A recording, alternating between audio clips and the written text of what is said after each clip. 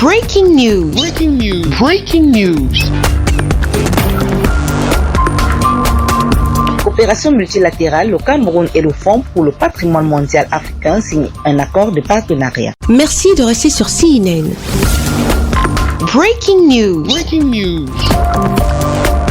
Réunis en réseau ce jeudi 16 juillet 2020, le directeur exécutif du Fonds pour le patrimoine mondial africain et le ministre des Arts et de la Culture ont tenu la cérémonie de signature à distance de l'accord entre le Cameroun et le Fonds pour le patrimoine mondial. Pendant cette cérémonie virtuelle entre Yaoundé et Pretoria, respectivement au Cameroun et en Afrique du Sud, le secrétaire général du ministère des Arts et de la Culture a présenté les grandes articulations de cette visioconférence. Au cours de cette rencontre virtuelle, le directeur exécutif du fonds a rappelé les réalisations de cet organisme au Cameroun depuis 2009.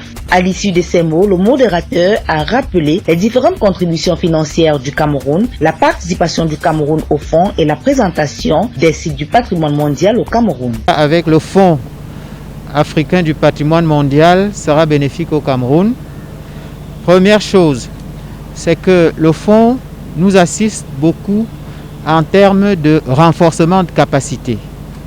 Il y a des séminaires où des professionnels du Cameroun participent, déjà pour renforcer leur propre capacité et ensuite pour s'enrichir des expériences des pays qui ont des biens inscrits sur la liste du patrimoine mondial. Ce qui fait également un avantage en termes d'échange d'expériences.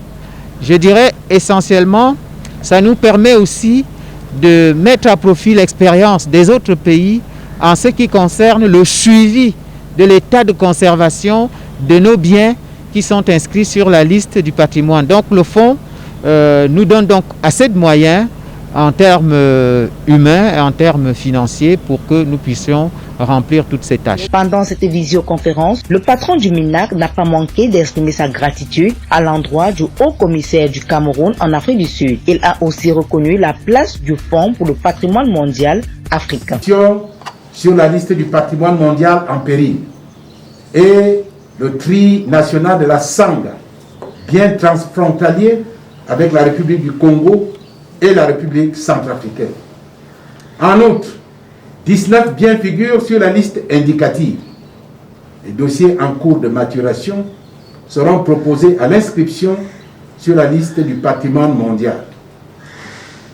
Le Cameroun apprécie les efforts d'accompagnement multiformes que le Fonds pour le patrimoine mondial africain marque à son égard. Les autorités administratives camerounaises travaille à cet effet sans relâche au suivi des dossiers d'autres sites à inscrire sur la liste du patrimoine mondial de l'UNESCO. Je citerai entre autres le paysage culturel du lac Tchad qui a été soumis pour l'inscription sur la liste du patrimoine mondial en 2021, le paysage culturel de Digitbi, des monts Mandara, les parcs nationaux de Koro, Takamanda et de Cross River, avec le Nigeria et l'ancien port d'esclaves de Bimbia. La signature de l'accord entre le Cameroun et le Fonds pour le patrimoine démontre à suffisance l'acte souverain de solidarité tamponné par le président de la République pour la sauvegarde et la solidarité naturelle et culturelle de notre pays. À ce jour, je pourrais dire que cette année, nous allons clôturer l'inventaire sur les 10 régions du Cameroun. Nous avons actuellement sur notre listing, dans notre base de données, environ un peu plus de 500 biens et éléments inscrits dans nos catalogues.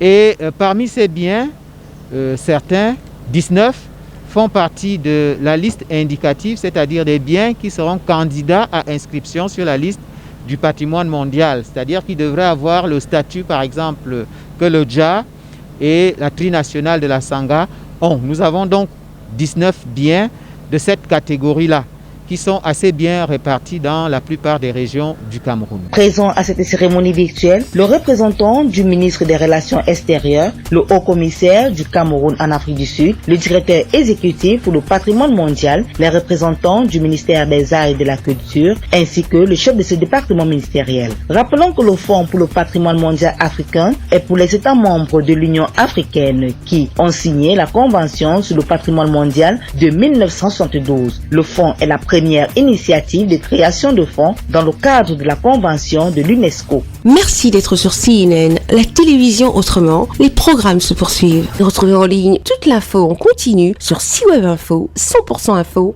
non-stop.